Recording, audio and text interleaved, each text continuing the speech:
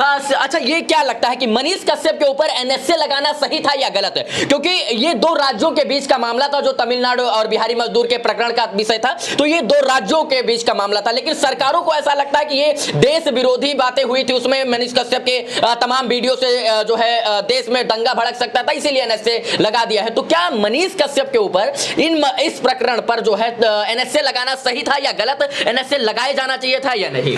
देखिए, मनीष कश्यप वाला जो प्रकरण है वो मुझे बहुत तो नहीं पता है, परंतु पत्रकार जब कोई कार्य करते हैं तो उनकी निजी मंशा उसमें बहुत कुछ होती नहीं है। जो उनको इनपुट्स मिलते हैं, जो उनको विभिन्न स्रोतों से जानकारियां मिलती हैं, उनका वो भरसक प्रयास करते हैं कि वह सही दिशा में उसकी जांच करके उसका प्रसारण किया जाए।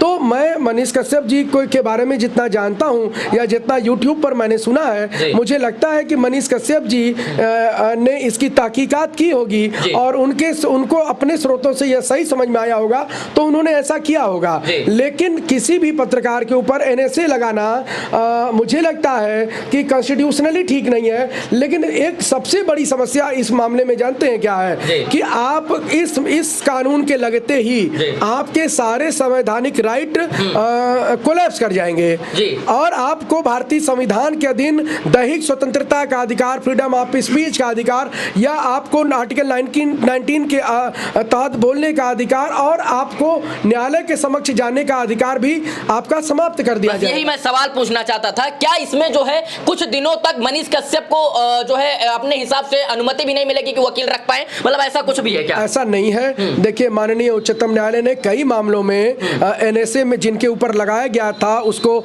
एनएसए को कंडेम किया है और एनएसए को उनके ऊपर समाप्त किया है।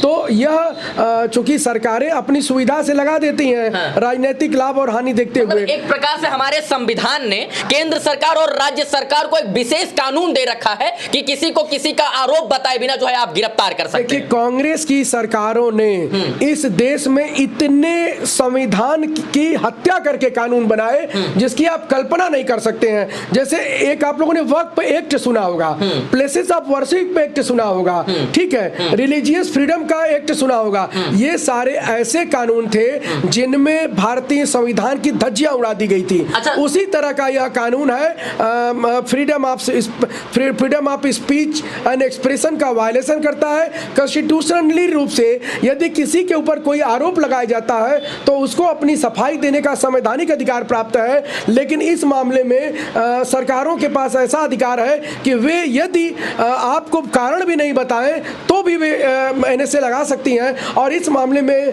चूंकि यह एक गंभीर विषय है, इस एनएसए के कानून में हम लोग संशोधन की मांग भारत सरकार से रखेंगे, एक मांग पत्र भारत सरकार को देंगे। मैं ये एक चीज और जानना चाहता था, इस एनएसए लगने के बाद मनीष कश्यप मैक्सिमम कितने दिन जेल रह सकते हैं? देखिए, इसमें 6 महीने तक रखने का प्रावधान है और बिना सूचना के इसको स्टेट गवर्नमेंट या सेंट्रल गवर्नमेंट 6 माह और बढ़ा सकती है। लेकिन चूंकि सुप्रीम कोर्ट काफी जागरूक है इन विषयों पर और मानव अधिकार के विषयों पर और एक पत्रकार का विषय है, तो जब स्टेट से मामला निकलता है और सुप्रीम कोर्ट जाता है तो वहां पर न्याय की संभावनाएं बढ़ जाती हैं। और स्टेट के साथ अगर आपका कोई अगर वो विवाद है या स्टेट आपके आचरण से खुश नहीं है तो उसको सुप्रीम कोर्ट में जवाब देना बड़ा कठिन हो जाता है। निश्चित तौर पर इसमें भी मुझे लगता है, कल तारीख थी, सोमवार को फिर तारीख लगी है, कोई ना कोई इसमें रिजल्ट भी हम लोगों को लगता है कि आ सकता है। किन परिस्थितियों में एनएसए लगता है? किन परिस्थितियों में, मतलब किस प्रकार की गतिविधियों में अगर कोई शामिल है? देश की एकता और अखंडता को खतरा हो, दुश्मन देश से कोई मिल करके देश के खिलाफ षड्यंत्र कर रहा हो या उसके आचरण से देश में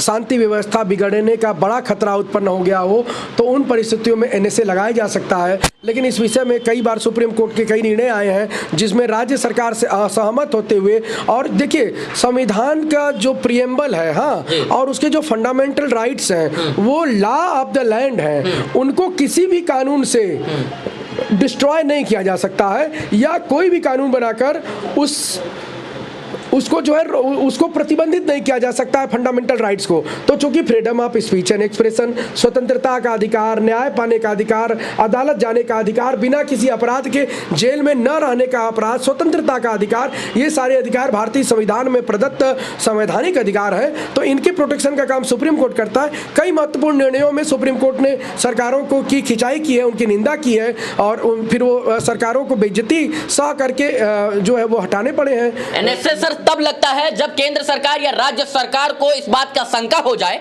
कि ये से इंसान से देश में अखंडता, अस्मिता, इसके बाद देश के अस्तित्व पर जो है कहीं ना कहीं दिक्कत आ सकती है, तब एनएसए लगाया जाता है। यानी राष्ट्र की सुरक्षा में भेद बनकर अगर कोई भेदी है, राष्ट्र की सुरक्षा को उससे खतरा है, तब एनएसए लगता है। मनीष कश्यप के ऊपर एनएसए लगना कितना सही है कितना नहीं मुझे नहीं पता, लेकिन आप इस बारे में जरा सोच सकते हैं कि मनीष कश्यप के ऊपर एनएसए लगाना सही था या फिर गलत, या फिर आईपीसी की बहुत सारी ऐसी धाराएं हैं जो मनीष कश्यप के ऊपर लगाई जा सकती थी रासुका ना लगाकर। आईपीसी की बहुत सारे सर धाराएं हैं, इंडियन पेनल कोड की बहुत सारी धाराएं हैं, तो उसको भी तो लगाया जा सकता था, रासुका क्यों लगा दिया? रासुका के लिए सुप्रीम कोर्ट ने कई निर्णयों में कहा है कि जब माननीय सुप्रीम कोर्ट यानी सर्वोच्च न्यायालय के ऊपर लोगों को भरोसा रखना चाहिए, देश की अस्मिता को खतरा हो तो ये लगाया जाना चाहिए। जी सर थे शशांक शेखर त्रिपाठी जी, वाराणसी के प्रसिद्ध अधिवक्ता हैं, हमारे साथ। रासुका क्या है, रासुका किसके ऊपर लगता है, एनएसए किन परिस्थितियों में लगाया जाता है, किन किन विषयों को, किन किन बातों को ध्यान में रखकर लगाया जाता है,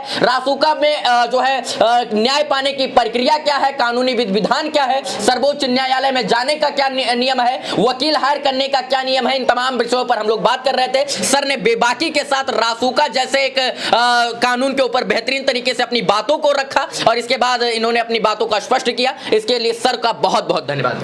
बाकी इस वीडियो को देखने के लिए तमाम दर्शकों का आभार, शुक्रिया, शुभकामना मित्रों, धन्यवाद, जय हिंद।